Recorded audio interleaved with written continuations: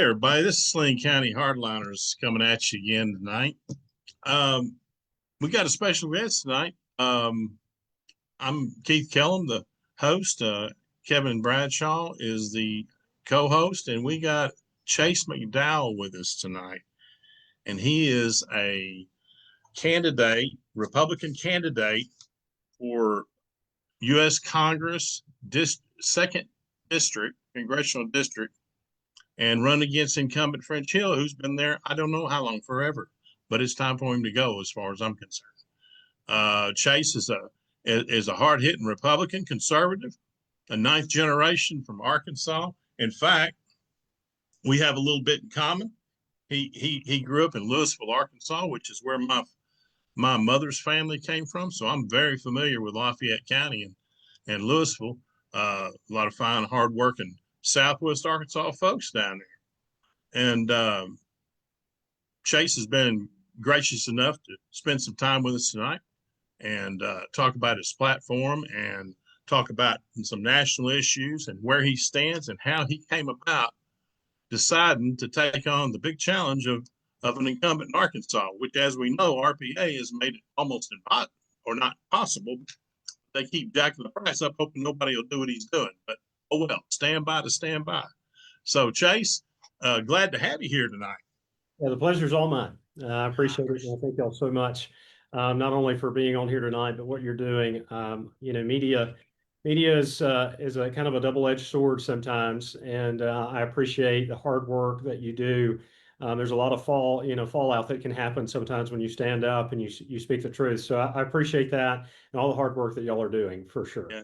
And I'm a Saline County Justice of Peace, and so I understand about campaigning and what you got to do. You're on a greatly bigger level. I could actually knock on everybody's doors.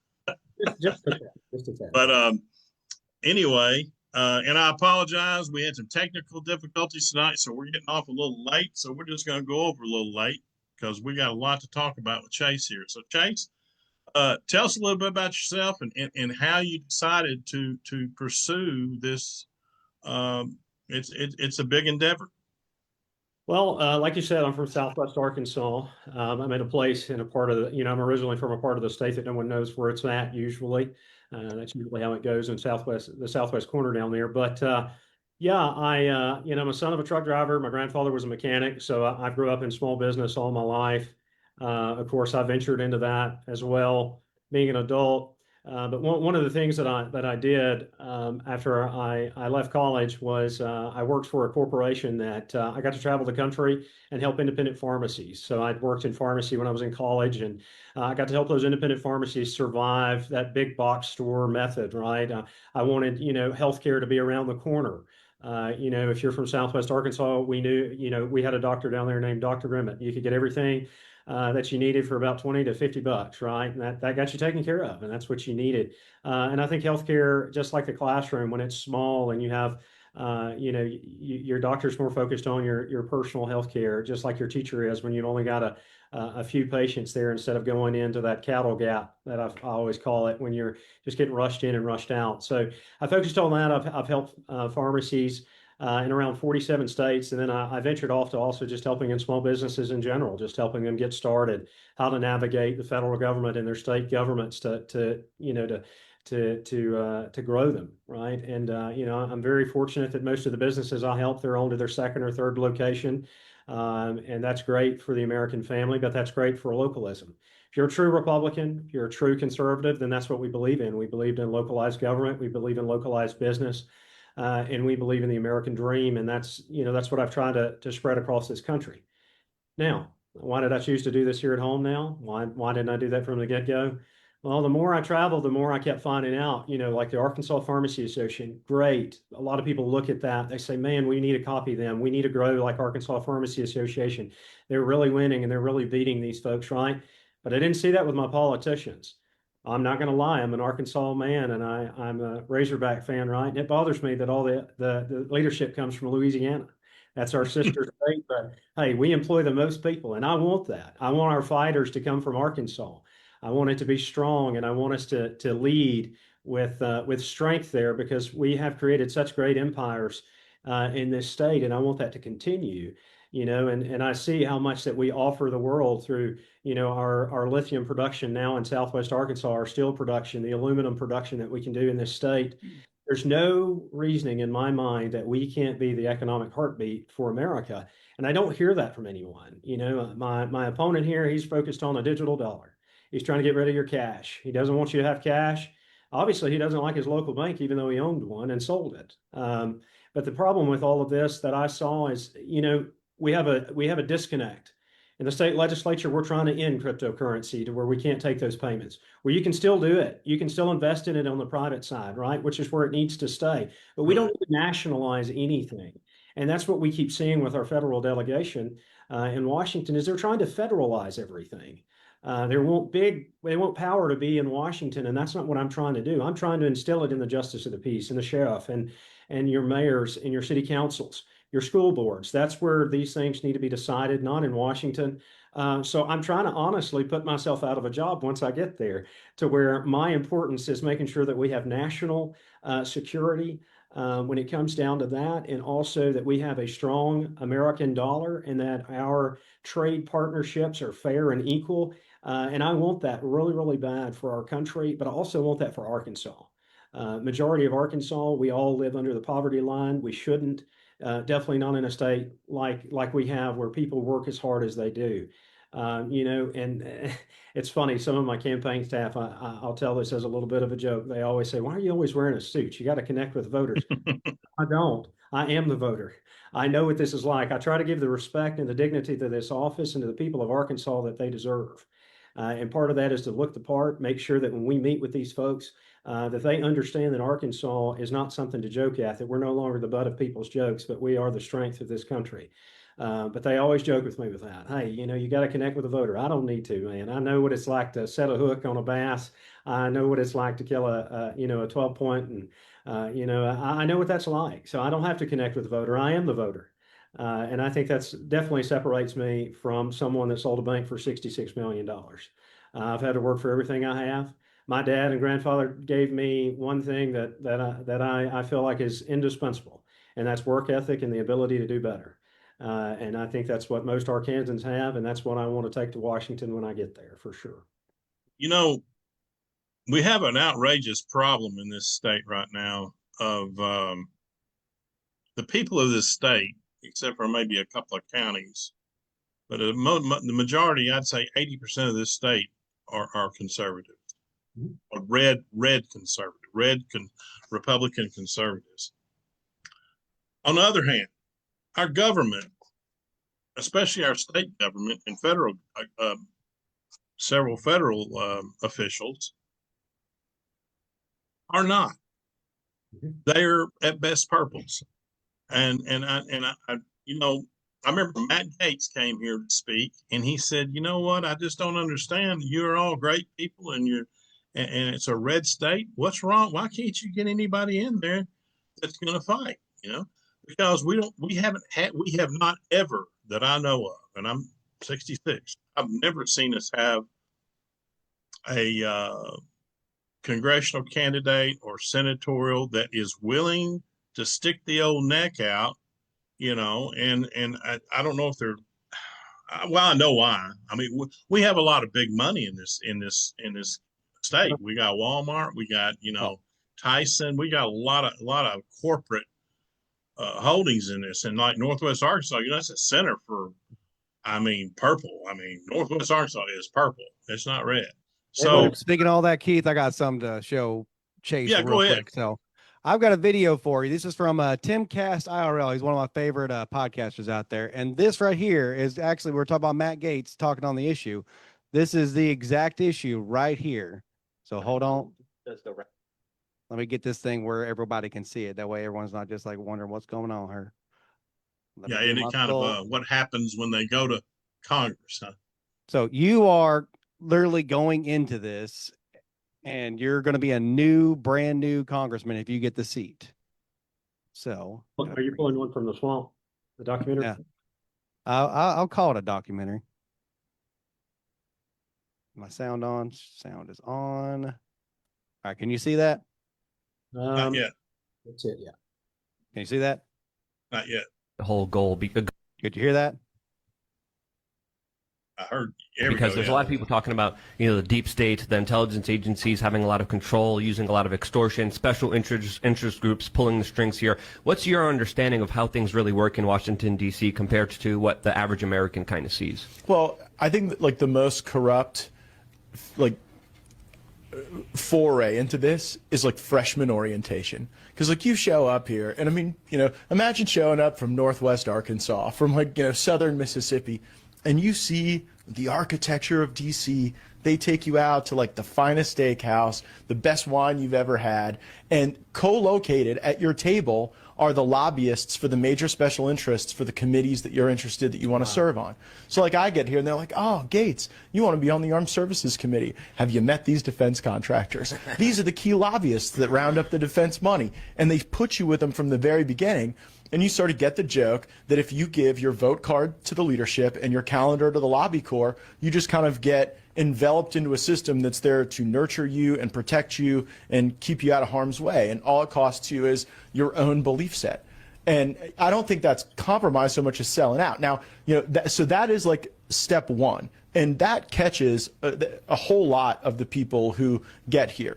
And then beyond that, if you kind of resist that system, then they do try to extort you, engage in anything they can do to compromise you, cancel you, find some joke that you liked on Instagram years ago that like doesn't fit with the mores of this time, find some email that you were on like the forward chain of that's like some basis to say that you're a white supremacist or you're, some sort of unacceptable human that can't be in polite company.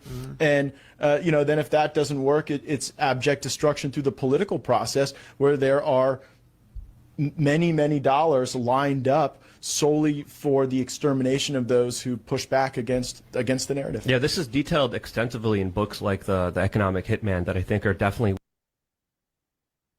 So this is exactly what you're going into.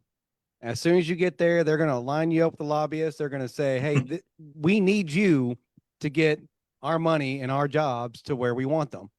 And all it's going to cost you is your vote. So I come with a little bit more experience than I think most freshman congressmen that will be going in. So I've already worked in Washington. I've worked on the Hill. I've actually been invited to the White House 3 times when it comes down to healthcare, small business, and First Step Act, and a few other things that we've worked on. So I know this. I have been involved in politics ever since I was at a young age. I knew that this was something that I at least knew at the minimum I would work in. So I prepared myself. I never partied. I never did all those things. I knew these things were coming. What me and my staff have prepared for is the AI nonsense. So we know that AI is something where you can do deep fakes and you can do these things. The First Lady actually got bills passed what was it, March-ish somewhere, don't quote me on that. But in the very beginning of this year, the First Lady actually got legislation passed about that with deep fakes. So those are the things that we're preparing for. I mean, I know that this is going to be a filthy race. Something eventually will come, they'll try to hit me on or try to come out with. And it's, the problem of it is I can look people directly in the face and tell them, say, no, I've never been in that position. That's not happened. So it doesn't bother me on that front. I made a post a few weeks back. I don't have to be paid to do the right thing. We have really large defense contracts in this state. Camden, Arkansas is one of those places. Every missile that's fired in Israel through the Iron Dome usually comes through the state of Arkansas. And, I want us to produce a Golden Dome for our state. There are definitely things that I can work with these folks without them having to pay me to do so. One thing that Matt's leaving out on there, because I've worked with a lot of folks that are in Washington, it's not as cut and dry as that. A lot of times the first thing out of their mouth is, what do I get out of it? So there's a lot of pushback too of, hey, I'm going to do this for you, but you got to write me a check first. So it's a two-way street. I know what that's like right now. I mean, I'm raising money as quickly as I possibly can with independent donors. I've got about 3,000 now.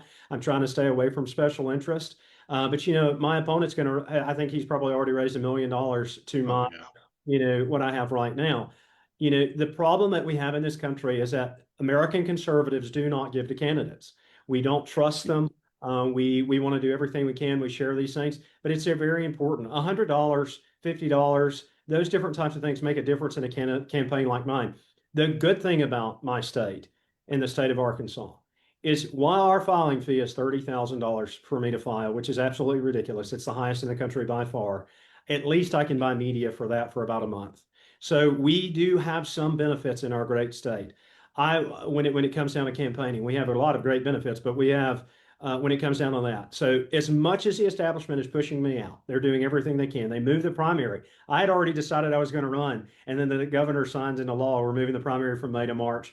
Half the people in the state of Arkansas are not going to vote that normally traditionally would have, because they know that in an off year like we are, that it happens in May. They're making it so short between the filing period and when you actually file.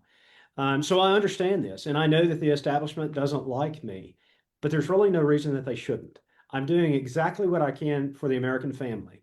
I want to put the American family first. I want these children to grow up in a world that I had, where, the greatest thing that I looked forward to as a child, and the only thing I looked forward to, is after school was over on Friday nights, we would have pizza from Scooter's Pizza. If you're from Louisville, I'm sure you've had that, but it was a local pizza joint. And we would get Scooter's Pizza and we'd watch a movie. And that's what America should be. It should be the American family taking care of the American family, providing for their children, and taking care of their businesses, and let me handle all the rest. But that's not where we're at in this country right now. And a lot of it has to do with that special interest. And a lot of it has to do with international money in our elections that should not be there. Right. And they I don't know why they are so, if they're so conservative, I don't know why they're so afraid of new candidates that are very conservative and have the right message. It's amazing. That tells you something's wrong right there. That raises a flag right there that they're so, and I mean desperate. They don't just, we were involved with the state convention that were made all those changes, and then they just illegally, realistically ignored it. And just because we can't, who's going to do anything about it? So they're really desperate. But to get off, we're going to get off some issues now. How about that? Let's get down to some meat of it. How do you feel? Can you give us a little perspective on your border theories, or how you feel about? You think we're going in the right direction? Think Trump's going in the right direction on that situation? On immigration, yes. The only thing that me and the president don't agree on is, once I feel like you have become an American citizen, you're an American citizen. So I will not be deporting people that have become naturalized citizens. Has that been a subject? It's been a thing that he keeps pushing quite frequently, that we're going to find, basically, if people are against our political ideology, we're going to start deporting folks. I'm not really for that, and I'll tell you why. No, I'm not. If they're natural, no. Mom Donnie is one of them. He said he lied on his application. I'm going to be quite frank with you. If you've never filled out that paperwork, because I did the research, because I wanted to know, because I do believe that immigrants that come to this country that want to be here, I've met many of them. I've worked with a lot of Cuban Americans that are so thankful to be in this country. Marco Rubio being one of those folks, that when someone wants to come to this country and they become an American, tears roll down their face when they become naturalized. Those are the folks that I want in this country. There's many people that are born in this country that would I, if I could, possibly, but that's not how this country works. I say all the time, it's uncomfortable to be an American sometimes, because it's tough, because we believe in the freedom of speech. It's one of our greatest assets, but it comes with a sense of, that's tough sometimes. I don't like it. I don't like a lot of things that people do. But on the flip side, it's up to me as a Republican to change their mind and to make them love this country again. That's what we're supposed to do, right? But where I have an issue on that front, no, I'm not for that. I believe that good folks that come to this country belong to be here. Now, MS-13, all these people that's flooded across the border, we got to send them home. If we want to work in the process, if we want to work on this, we're going to give you a number. We're going to put you in line, and we're going to try to get you back into this country if you've not broken the law, if you've not done these things. Well, yeah, of course, I want to speed up immigration. I want good, God-loving Americans in this country. And how do they get here? They get here because they want to come here and they want to be a part of America. I don't have a problem with that. Where I have an issue, our people have flooded our border. They are using everything under the sun that should be provided for only Americans. It's broken our system. Our infrastructure cannot handle it. We can't determine how much food to grow for. There's a lot of metrics that go into this. Our infrastructure, as in housing, can't handle this, because a lot of these other states, including our own with some of these sanctuary cities, they're using federal tax dollars and state tax dollars to house these people. And that's taking away from the American family that's trying to buy their house, right? Because these big conglomerates are buying these homes up so that they can house illegal aliens and get paid for it. That's defeating in its competition against the American family, and I can't stand for it. I want people to come to this country that want to be here. I think that's the foundation of this country, but you're going to come here legally because, like I said last week, and I've said over and over again, there are people that are dying that are Christians in other countries that are dying to try to come over here. And how can I look them in the face and say, I'm sorry that your family member passed away, but all these people just came across the border. I'm sorry you did it the right way, but we can't let these people go home. No, that's not how this works. If you don't have a border, if you don't have national security, you don't have national sovereignty, then you're not a nation to begin with. We've already been infiltrated by. I mean, this is a plan. To me, this is my opinion. Is a planned invasion. It's not just a I mean, it has been our own government has encouraged it, of course. So, and it's. I mean, they say, well, they haven't broken. Well, they broke a law when they come across the border. So that's beside the point. Breaking laws quite frequently. The main issue that I have is that Republicans won't have a spine and tell the truth on this issue. They try to cotton candy it just a tad, but the real issue that I have with yours, there's sleeper cells in this country. They've been coming ever since 9/11, right? And they are from nations that wish us dead. They do not want us here. The problem is we have allowed Democrats to spin us into these horrible monsters when that's not the case. I want safety and security for the American people, bar none. It's not hard. It's not difficult. This shouldn't even be political. It's literally the oath that we swear. I will swear, the president swears, which is to protect our border and to protect our nations and protect ourselves from invasions. And that is what's happened. It's happened all over the world. Now, where the problem is they try to say, oh, well, it's a racist, it's xenophobic. That's not where this is coming from, okay? What a lot of Republicans fail is we deported Nazis, former Nazis, literal former Nazis that were in New York City. We deported those in the first administration. We have deported individuals that are of white skin color from white regions of Europe, along with this too. So this has nothing to do with it being Latino or having to be brown or black or brown people or however they're trying to spin it tomorrow or the next day. That's not what this comes from. To me, it's anyone. Anyone comes in this country illegal. I don't care who you are, you're going back home. We do not have the ability to do that because when this nation fails, the world fails, and I'm not here for it.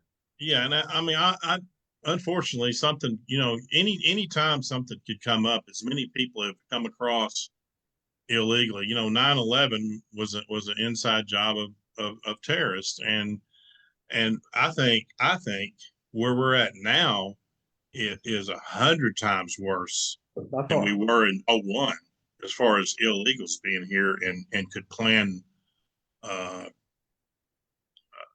chaos. There's all kinds of things they could do, infrastructure, internet, freezing up our internet or whatever.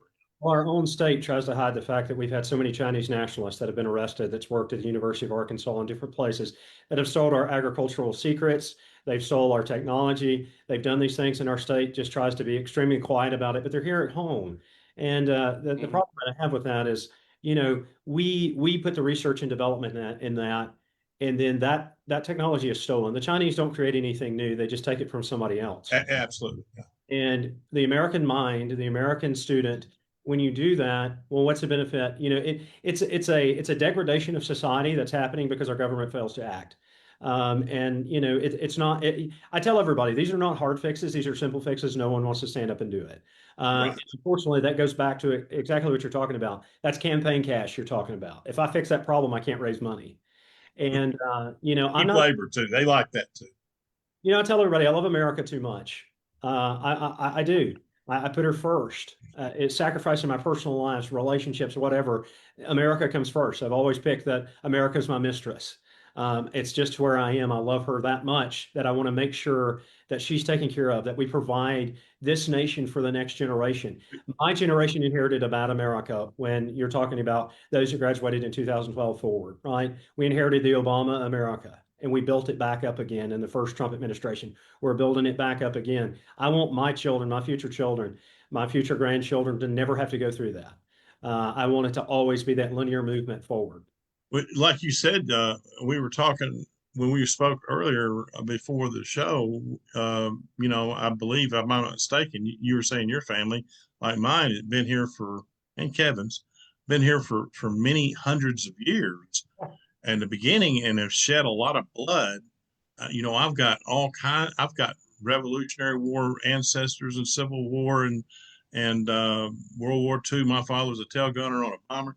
I mean, these people didn't do this for nothing. I mean, and I get so sick of people taking it lightly.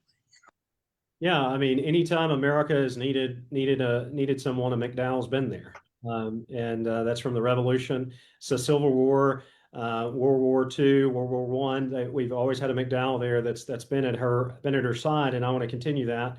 But this time, I want to fight that war in Washington. I want to fix these issues and problems so that our men and women aren't in these quagmires in these crazy regions where we're trying to, build these nations when ours are crumbling and falling. While honorable, I think the Bush administration was maybe trying to bring democracy to a region. That's not what we need to be doing. The gentleman, It doesn't work. It just doesn't work. Gentleman behind me, I was actually in Afghanistan trying to do that. It does not work. Doesn't. So people have to learn that. People have to want that and yearn for that themselves. You cannot inject democracy. You cannot inject a republic. You can't help somebody that doesn't want to help themselves. Exactly. I've heard it said like this: you can take a horse to water, but you can't make it drink. And I think the hardest thing right before we bombed Iran, there was a little kid that goes up to the Ayatollah. He's about 8 years old. He goes up to him, and the Ayatollah asks him, "What you want to be in life?" and all of this. And he said, "I want to be a martyr for you." I can't imagine. I've got little cousins that are around that age, them going up to the president and saying, "I want to die for you and for my religion." I can't imagine that. So it's a mindset that has to change within those people, and I can't do that for them. Now, how do we do that? We can make it extremely difficult with them. We won't do business with them. I want no connection with them, and that's part of a lot of different things that this country should be doing. We should force Europe to buy our oil and gas, not Russia's. We need to step up. We need to be bold so that Russia wouldn't be an issue or a problem right now because they would be flat broke, just like Iran was after the first 4 years of Trump, right? We don't need to do business with China. There is India. There are other places that we can do business because we do have to have some connections overseas. But I really want to produce everything here in this country, right? We don't need Europeans pushing us into a war that we are going to fight. Correct. But NATO, and the U.S. military is the same word. I've served under NATO before. It's just a word. We run the show. We have to run the show. It won't How much we budget for them? Of course we do. And of course, it's going to be our military that cleans it up. And the problem that I have in the modern world, the odds of me putting boots on the ground again, that I would ever vote for that, slim to none. We have the military capabilities to not put boots on the ground, but to rain, hellfire from the heavens, one and done and move on.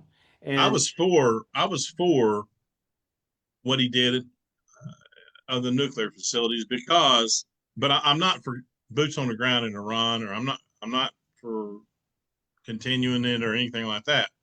But you notice they threaten. Well, you do that. Well, they didn't do anything because and the thing is they're not gonna stop the program. Okay, I mean they're gonna try to get it going back, and I don't know that this peace will stick with Israel because they haven't accomplished what they want to do. What they want to do is destroy Israel, and they haven't changed their mind about that. But we got a lull and everything. But I don't want to see us.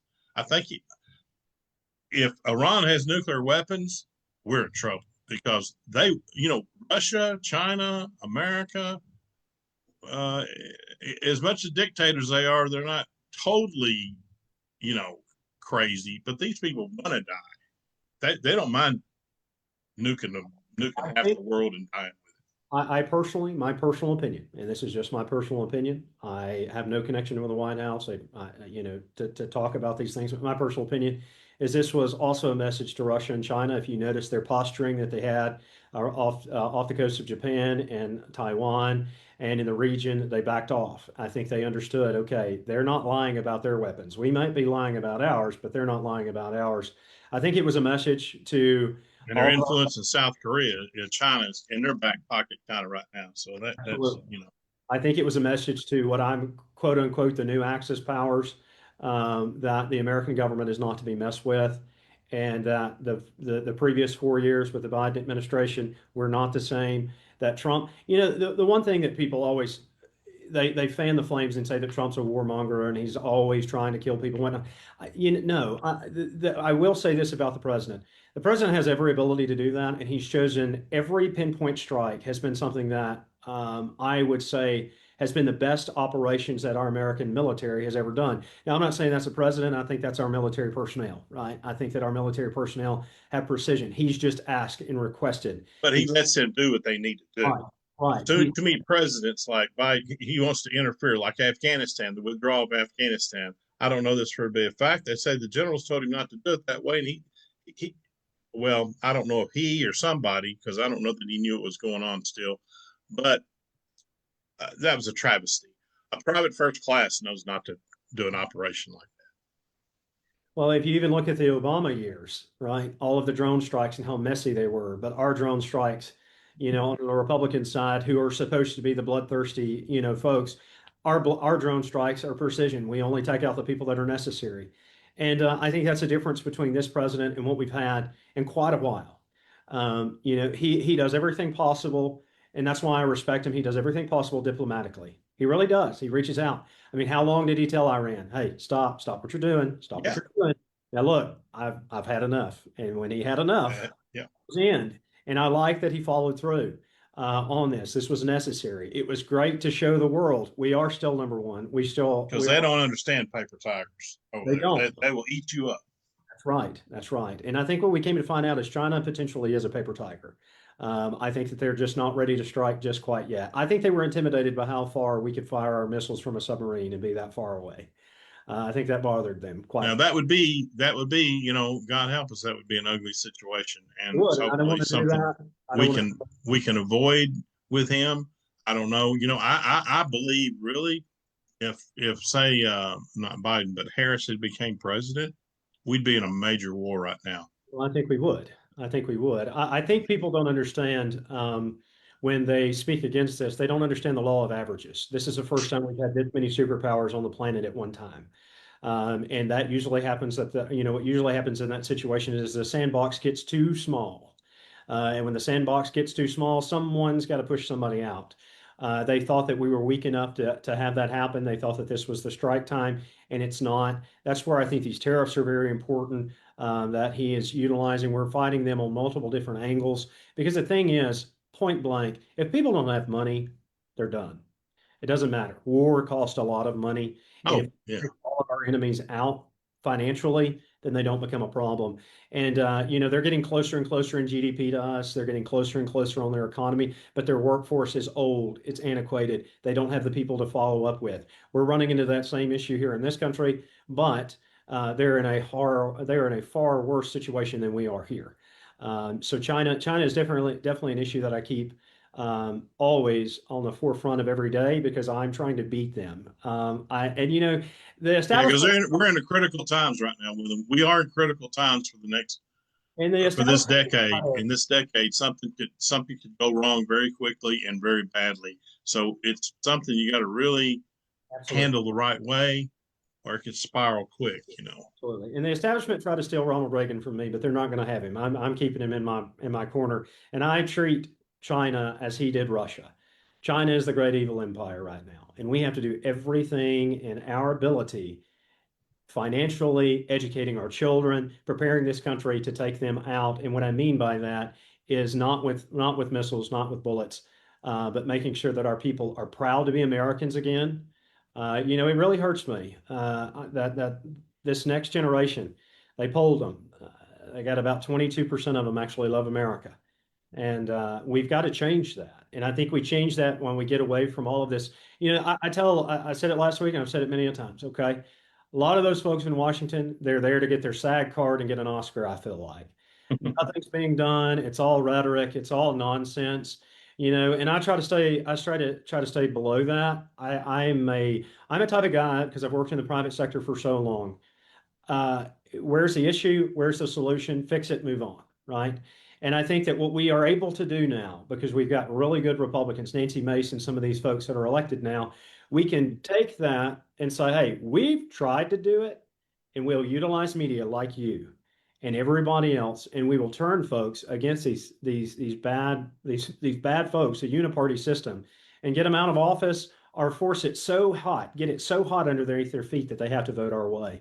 You know, my agenda is to try to get things passed quickly, even try to get them through committees without it having to go to the floor. Get it done. I'm going to utilize, you know, one thing that the Democrats are good at doing, they're good at, once they get power, maintaining that. You know, I can't stand Nancy Pelosi at all. I think she's a horrible person. But one thing she was good at is she could get government done. And that's something that as Republicans, we fail to do. It was tough. I mean, she was tough. It's hard, but you know, you can look at your opposition and you say, hey, how did they do it? You don't have to recreate the wheel. Utilize the same functions that she did to get good government, if that's even a term, but get good things done for the American people. Because this is the thing.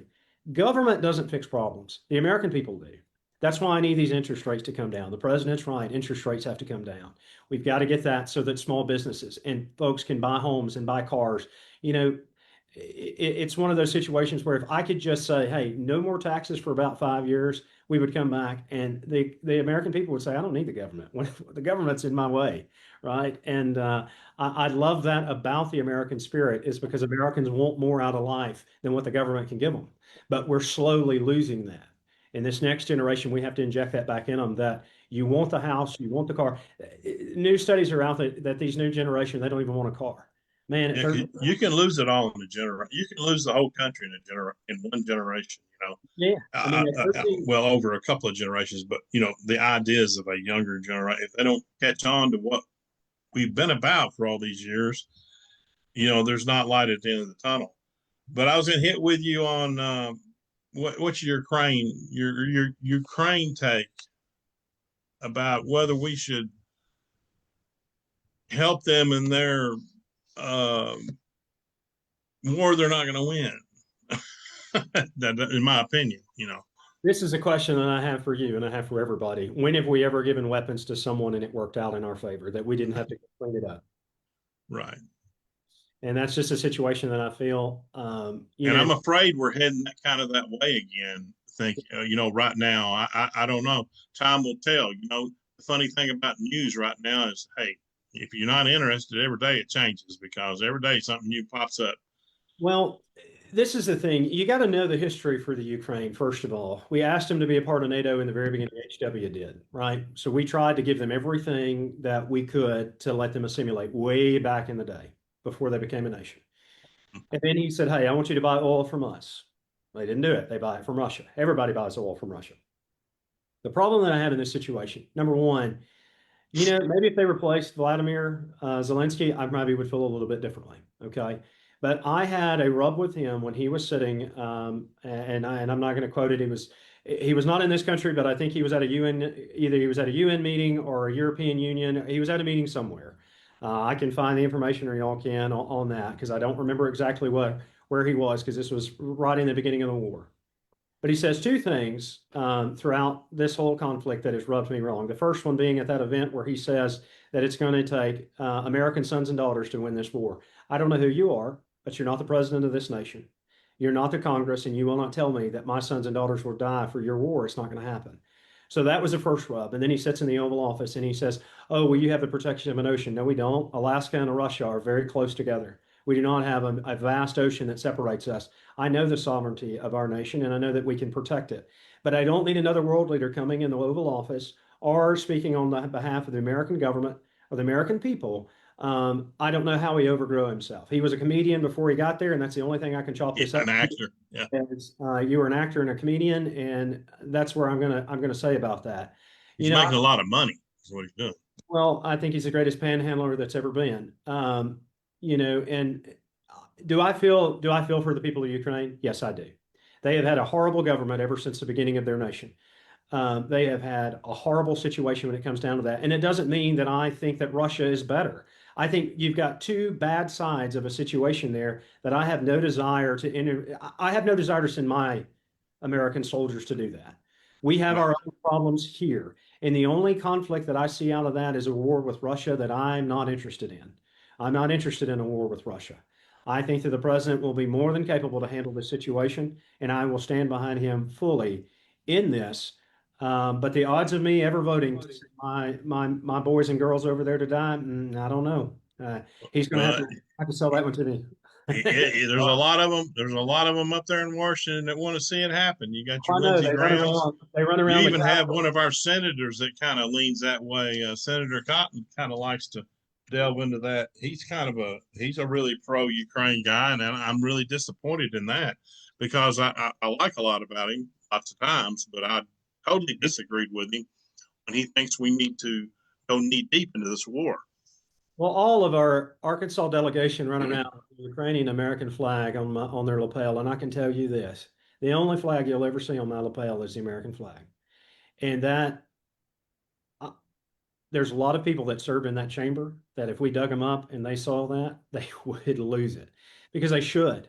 That chamber is for this country and this country only. Right. I will not wear another nation's flag on my lapel. I have sworn an allegiance to this country and my people. I don't understand that. I don't understand why my Republican representatives from the state of Arkansas are waving a Ukrainian flag on the House floor or an Israeli flag. Ridiculous.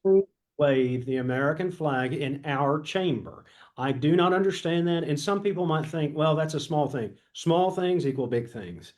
That imagery has never happened in our nation's history, and it shouldn't happen. So yeah, I don't understand the mindset behind that other than it's cash that goes into the coffers to rerun again so that people like me have no opportunity. And don't get me wrong, I support Israel and what they're doing totally. What happened on October 7th of, was it 22 or 23? I don't remember which year that was now. But anyway, I don't know if people realize how just twisted and psychopathical that was what they did to civilians. And that's the way they do things. And Hamas and Iran, everything that Israel is giving them, they deserve twofold. So, but you know what? Israel can handle themselves. They know exactly how to handle themselves. So I'm for supporting them, but I don't think they need a lot of our help, to be honest. So what they do, we have a great partnership. Of course, Arkansas does, and I want to expand this. I've been very open about this. I want Arkansans to continue to keep producing the weapons that are necessary for them. We have a really good contract with them to where we produce their weapons for them, and they buy them from us, and I have no problem with that. And the thing is, Israel asks for assistance when it comes down to situations in that manner. Okay. And yeah, I have no problem with that. Also, we have a great trade partnership with Israel. A lot of Americans are completely unaware of how advanced they are when it comes down to healthcare and medical research and different things. We have a really good partnership with them. We actually have a surplus partnership with them. So I don't have, they're a great ally. I really probably one of the better. I would say so, because when you look at Europe, we don't get a lot out of Europe. European parliaments across, they condemn us left, right, and center, and Israel don't. Now there are some issues and problems that are going on in Israel right now where Christians are being attacked, and I think that's something that the president, I'm sure, is having a meeting with Bibi or already discussed that with Bibi. Hey, we got to get this under control. You can't be doing this either. It's a region that's always been volatile. It will be volatile until the Lord comes back. Okay. Right. And that's just kind of the way that I look at that. That's exactly right. You have a good relationship with them. I want to continue that. I have no problem with any other country that we have an allyship with. I'm just not going to wear their flag on my lapel. I'm going to support them. I'm going to make sure that we have the best contracts that we can where it benefits the American people and it benefits them as well. This is all business deals. That's all it is. And I want the best for the people of Arkansas. I'm trying to raise our medium wage. And if I can do that because Israel wants to invest in Arkansas, then let's do it. I have no problem with that at all. Well, hey, I got a couple of questions in the chat, and the main thing they want to talk about is term limits. What is your opinion on term limits? Mike Shanikel is asking that. I was your chairman of term limits in Arkansas, so I think that pretty well tells you where I'm at on that one. I've already signed the pledge, and yes, I believe in term limits. I've said. Are you for a convention of states too? If they can sell that to me better than they did last time, yeah. So the issue that I have with that, as long as I know that I'm going to have full control, as in Arkansas has just as much representation and just as much, then yes, absolutely. But there are. It's supposed to be one vote, one state. So that, if you did it with electoral, we'd be screwed. But That's the way it should be, but it also depends on the convention floor, how you can change the rules and regulations. So, yeah, you gotta be cautious. and that's where I always have put a finger on there and said, well, only if we agree to the rules before we get started, because that's the thing. You can run that, you can run the message there, whatever you want. So if California and Texas gets on, or you got California and New York, they can change and alter if we don't know what we're doing. So I'm fine with it. But I need to see that in writing before I say yes, absolutely, because you can send a lot of folks up there with great intentions, but they can get lambasted pretty quickly by people that are real slick. So you got to watch that. That's right. I mean, I am for it in a fashion. I think it would be very difficult to do still because they would be so adamant not to have this happen. And as far as Democrats and a lot of Republicans, because it would, again, you're messing up your playhouse again. And they would really, I think, to the point of almost illegally just not doing it. Just saying no, we're not doing this. So there's also a kicker to that. Guess who has to accept? Guess who has to accept it? Congress to accept it. So you can go to that, and then Congress. I think done the Congress now. The state legislations can decide. Congress has to bring it in and accept it. So that's another major problem that brings into that. Well, they're not going to accept it. So that's where I've always said, well, we're going to get the Congress. So you'll get the Supreme Court to do it, and we don't know how the court's going to rule. There are certain things that I think the court is 100% on, and then they're not going to. I mean, we're supposed to have the right to do it in the Constitution. We do, but I'm gonna. Hey, let me tell you this. But we were supposed to be able to change the RPA rules the way we did it too, and it didn't happen. Well, that's where I was headed with that. We're also not supposed to raise filing fees and different things. So just because you have a right to do it doesn't mean that people are going to listen to it. Happens all the time. Biden did it all. I mean, it happens all the time. And I'm never going to be in opposition to it. I want the American people to flex every part of our Constitution, and I want them to exercise every right that is possessed to them. But I'm never trying to be a Debbie Downer, but I try to tell the truth. I'm never going to stand in the way of it. But I also won't allow, because this is my fear, and I know how this is going to happen. California and New York's going to run the table on that, and then they're going to get abortion codified, or they're going to get illegal immigration codified the way that they want it. Which would be terrible. Yeah. I want you to really think about it. Imagine which Arkansas representative are you going to send to that? Because the odds of it being just a regular Arkansan, first of all, I don't know if that's going to happen. So they're probably going to send a federal delegate. And which one do you have that you feel comfortable in actually sending? Not one. Okay. That's where Sorry. my comes in. Now, hey, if I'm elected, I promise you, we'll get the best thing. I think we're a ways. I've talked to was it Mark Mecklen and Meckler, who kind of is over he's one of the. I don't know if you know of him, Mark Meckler, who's in the COS Convention of States.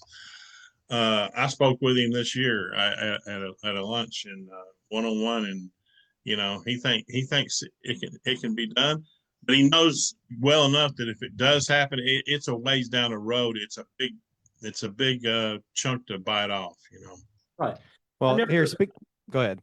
I'm never going to stand in the way with it or in the way of it, because that's Americans' rights. And if I do, then I'm saying I'm not upholding the Constitution. But you got to tread lightly and cautiously on that.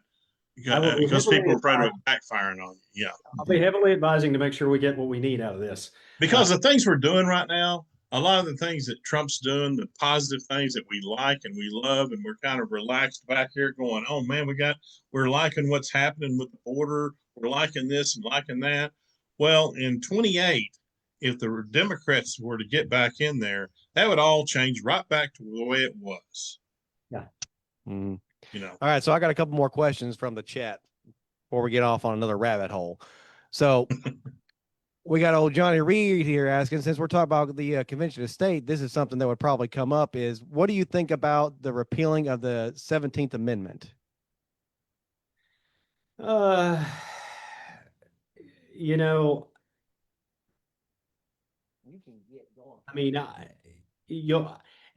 have to give me a basis of how you feel that it would be better. It's kind of the way that I look at it. And I'll tell you why. If we go start yanking and pulling and doing, they're going to start. This is the lens I always look. If I take and I pull, what are the Democrats going to do when they go into power, right? I think that's where I fall into that category where I think the amendments are fine. I think that we work with the way that that things are set up now, and I really don't want to change that because this is the thing. You have to remember, Democrats don't forget. So I want to make sure. No, When they and the odds, I'm going to be quite frank with you, as messy as this has been for us as Republicans, the odds of us retaining the House are pretty slim. We're already only have a 1-seat majority now because we have a gentleman in Tennessee that stepped down. So, I can't imagine what a Hakeem Jeffries speakership is going to be like. You're going to be controlled by AOC and by Jasmine Crockett. I don't know if that's necessarily the right move that we need to do, which is start pulling amendments. And I'm going to be quite frank. The reason why I feel that way, we're going to be $42 trillion in debt. We're already 36 trillion. I think we got to fix what we have right now before we start moving into that. I think that there's definitely time to do it. I think there's time to take a look at it. Let's think about that. But right now, my main focus is making sure that the people of this great state have a career, not just a job, but a career that's paying them very well, where they can take care of their families. They can make sure that their child is getting a great education, and we can restore the American people first before we start dismantling amendments and whatnot. I understand where you're going for or what you're going, there. But I think that we are I personally think we're in an emergency time period where absolutely, yeah. Our economy is always a hairline away from just total crash. Yes. And, that's why I'm so anti with this whole crypto thing is if you think that the 2008 crash was bad, imagine where the federal government is now your credit processor, your credit card processor, and your debit card processor. That's not where we need to go in this country. So I understand that the argument that we're making there by repealing the 17th, but I just don't think it's not something that I'm engaged in my first year. But I understand where you're going for. Got another question? Yes, sir. Well, he's trying to get you in a gotcha, but what is the 17th Amendment is what he's trying to ask you. Well, okay. I'm going to have to think because I know the 15th, I know the 14th. So give me just. It's one of those odd ones that you don't really know about. It's just the one on senators are no longer chosen by their states. They are actually chosen by Congress. So you actually get to vote for your senator in the elections instead of having to. I've heard of a local guy who's wrote a book on it. I will concede that I thought that the 18th Amendment, and I couldn't remember if it was the 17th or the 18th. So I'll concede that. It's been a long day. You're good. I'll tell you about the 17th. Okay. Hey, I'm not gonna lie. I had to look it up myself. I'll tell you. That's what I thought it was something to do with the and I know there's someone local. Yeah, I always get. I think that book you're talking about is in the chat. It's called For America's Sake. Yeah, it's a local guy. He's really into he believes the 17th Amendment needs to go away. Yeah, might be the guy. I actually kind of agree with that because there's a lot of as good and bad as Sarah Sanders is. I mean, I would prefer her choice of a senator over some of the ones that we have. So I was an advocate for removing of the 17th. Okay. And I understand exactly where he's coming from on that, because when the governors and the state legislatures chose the senators, you made sure that you got somebody that you thought would work in your favor. Okay. The only negative with that is we have some good governors in this state, and we have some bad governors in this state. So when they go to, I want you to really think about that. Now, I personally, probably going to get in trouble for this one. I don't think the governor needs to, not our governor. I don't think she needs to pick our senators. We have the exact same too. She's best friends with John Bozeman. She endorsed John Bozeman. John Bozeman is the worst, I agree. Yeah. Congress. He took money from FTX. It came from the Bahamas. It was illegal cash that he should not have done. FTX, Bankman-Fried. Oh yeah, I remember that now. He's in prison right now because of it. I don't know what Bozeman stands for. He doesn't. I mean, to me, he's just an ornament. His whole Bozeman reason is just there. he should have been elected was because he needed to get the agriculture bill passed, and it was in part of the big beautiful bill, and it's still not been passed. So he's the worst senator in Washington. Okay, she's going to pick him. So I don't think that's really the right step. No, I think that it solves the problem. Now, I think Brian Kemp would pick great senators. I really do. I think Brian Kemp would pick great senators. That's a good situation because if you think about Georgia, we wouldn't have 2 Democrat senators, right? We would have 2 Republican senators. I think you're taking my problem with it is right now we're trying to get the people more involved with government. Right. We're trying to get more transparency. We're trying to break down the Washington and government stronghold of offices, and all that would do is throw gasoline on the fire. That would be one less thing that the people get to pick, and they go, well, they pick the representative or the senator, and they're representing him. Yeah, but that's a lame excuse. The people, I believe, I want to vote for my senators. Well, and the 17th Amendment was done by Republicans to begin with because the South was Democrat and we couldn't get any Republicans. Absolutely. So that was the whole reason that we did this. So I will concede that I was confused in the very beginning, but I do know everything about the 17th and 18th Amendment. I just got confused. And then plus, right after the Civil War, you couldn't elect a Democrat anywhere because they wouldn't allow it pretty much. So during Reconstruction, the South had Republican representation, and then we didn't after the Democrats we picked back up. I don't know. The thing is another reason why Republicans did that is in the time governors, many governors were losing their seats because they were being paid to pick who they wanted to be a senator. So I think you're taking power away from the people and you're giving it to, it depended on how the state was. Some of it was just governor. Some of it had to be the state legislator voted on it.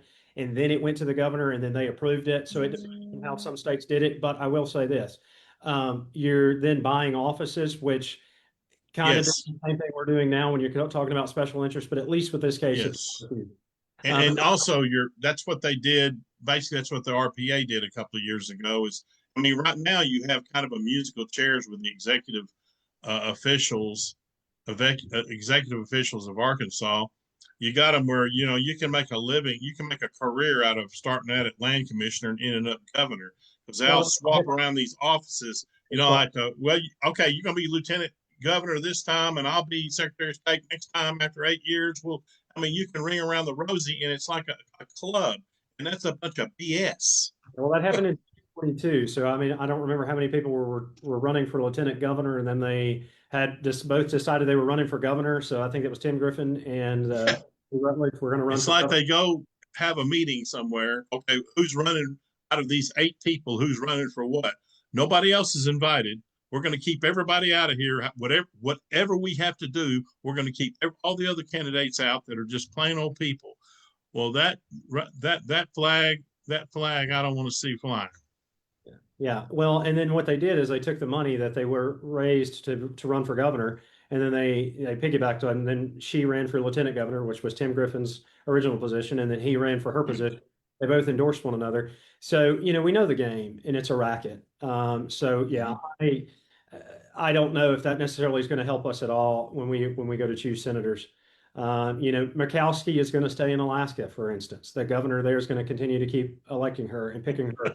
I don't think it solves anything. I think we're still a stalemate and nothing changes if we do it. So you can tell that viewer I apologize for right off the bat not remembering the 17th. Yeah. I guarantee I'll know every one of them.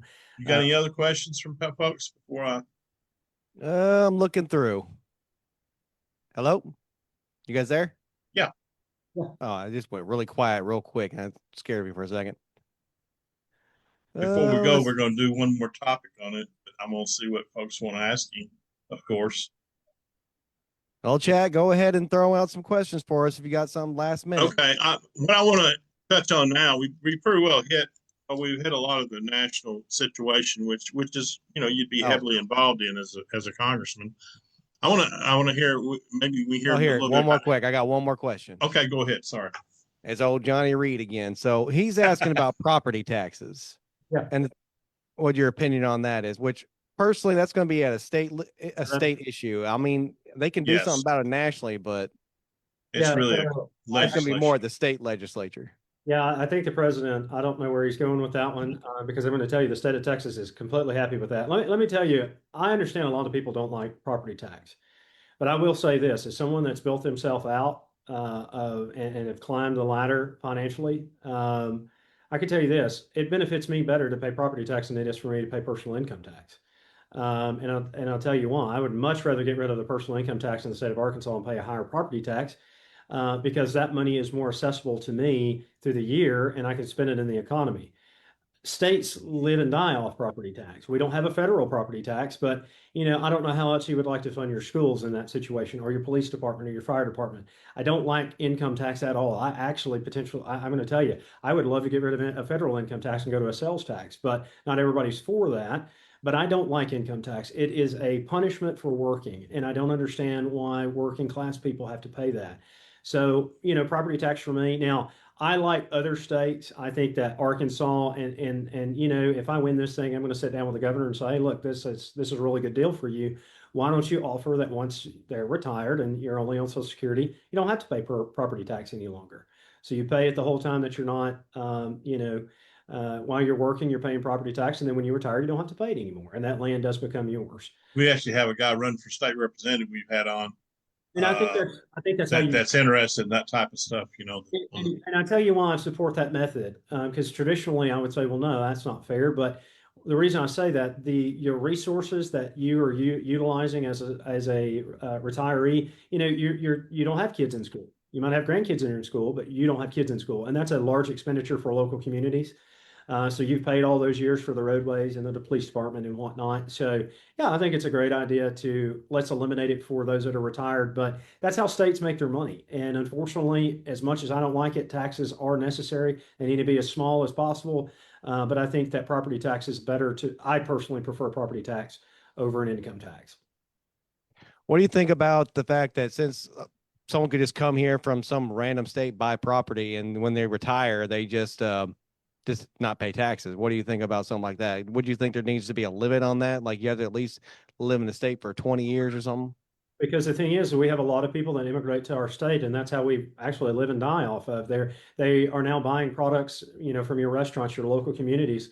So no, I think actually what you're getting there, you're getting a sold home or a built home, or a mobile home, or however they're wanting to do it. But now they are spending money in your personal economy that wouldn't have been there prior. So I think that new people moving to the States is actually a good thing. I would love to be the place where people, quote unquote, retire, if it's, Hot Springs Village or Hot Springs or Little Rock, all over. As long as it's not the Chinese government doing it. Well, no, I think I'm just joking.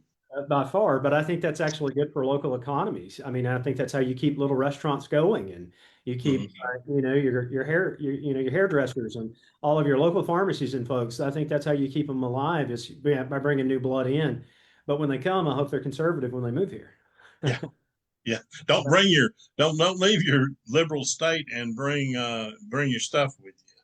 But I'm ready to change. We have a population problem in Arkansas to begin with. I mean, we really are teetering on the edge of losing an electoral vote across the state. Now, I didn't know that.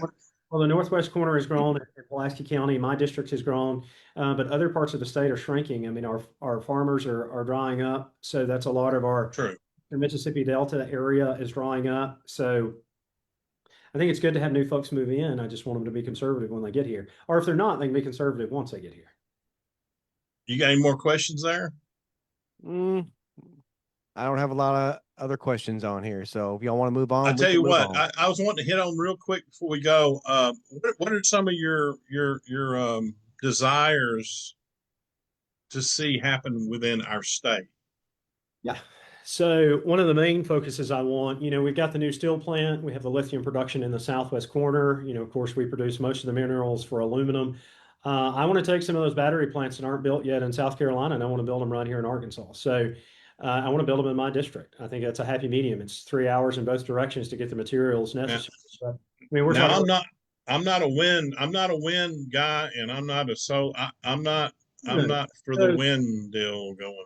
No. Lithium production, that's for medical batteries. That's for car batteries, like regular car batteries. That's for your cell phone. And for those different types of things. I want to build the ancillary products that are necessary for our country's production. So if it's the metal, the thing is, our car companies, a lot of these companies have outsourced a lot of these things to be produced for them. So if it's the metal frame that goes in the car seat in your Ford pickup truck, right? Not all of that is produced by Ford anymore. That seat's already produced, and then it's shipped to the factory, and then they put it in the truck.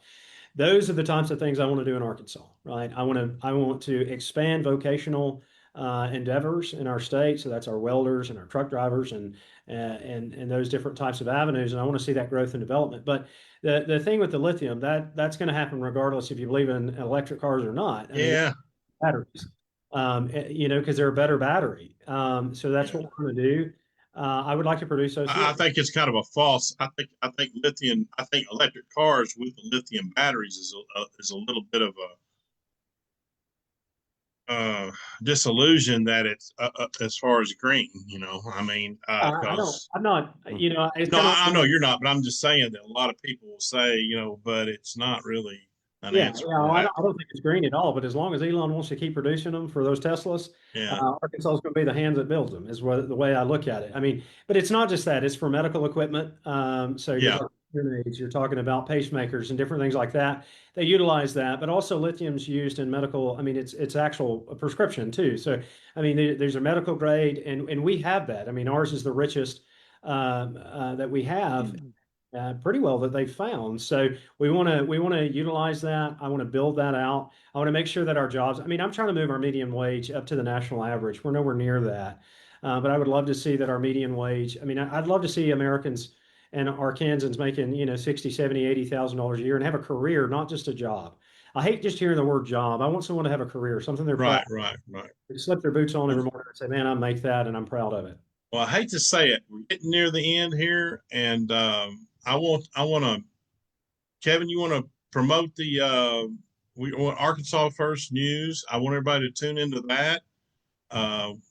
It's you have the website and on Facebook, and you can catch us at Saline Hardliners at gmail.com is our email. And then we have a Facebook page, and we're on Arkansas. We'll be on Arkansas First. And Chase, give it your coordinates, your contact information for people that might want to support you and might want to throw you a little funds here or there, maybe.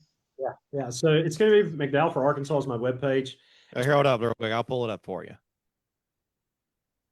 Oh, not my ugly face.